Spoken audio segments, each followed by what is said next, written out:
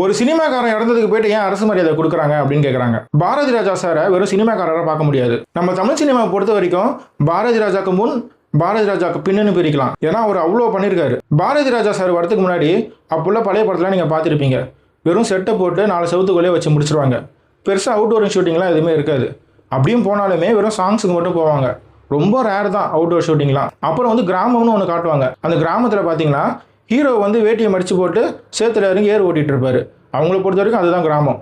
ஆனால் பாரதி ராஜா சார் தான் ஃபஸ்ட்டு கிராமம்னா இப்படி தானே இருக்கும் பாருங்கடா அப்படின்னு சொல்லி எடுத்து காட்டினாரு. அப்போ தான் மெட்ராஸில் இருக்கிறவங்களுக்கு ஓ வில்லேஜ்னா இப்படி தான் இருக்கும் போல அப்படின்னு தெரிய வந்தது. அவர் எடுத்த எல்லா கிராமத்து படமும் ஹிட் ஆகிட்டே வந்துச்சு. ஸோ அதுக்கப்புறம் தான் வந்து எல்லா டேரக்டர்ஸுமே வந்து கிராமத்து ஸ்டோரியை நோக்கி ஓடி போனாங்க. ஒரு கட்டத்துக்கு மேலே இவருக்கு வெறும் கிராமத்து படம் மட்டும் தான் இருக்கு தெரியும் போல அப்படின்னு சொன்னவங்களுக்குலாம் கமலஹாசனை வச்சு சிகப்பு ரோஜாக்கள், ஒரு கைதியின் டைரி, டிக் டிக் டிக்னு சொல்லிட்டு 3 படங்கள் எடுத்தார். அந்த 3 படமே வந்து அவ்வளோ த்ரில்லிங்காக இருக்கும். ஒட்டுமொத்த தமிழ் சினிமாவே அவர் பக்கம் திரும்பி பார்க்க வச்சார். அவர் அறிமுகப்படுத்தின எல்லா ஆக்டருமே வந்து நம்ம தமிழ் சினிமாவில் ஒரு ரவுண்டு வந்துட்டு தான் போனாங்க. அது ராதிகா ஆகட்டும், கார்த்திகா ஆகட்டும், ராதாவாகட்டும், பாக்கியராஜ் ஆகட்டும், ஏன் இளையராஜா, கங்கை அமரன்லாம் சென்னைக்கு வந்தது காரணமே பாரதி ராஜா சார் தான். அது நான் சொல்லலை, கங்கை அமரனே சொல்லியிருக்காரு. ஸோ அவர் நிறைய பேருக்கு வாழ்க்கை கொடுத்துருக்காரு.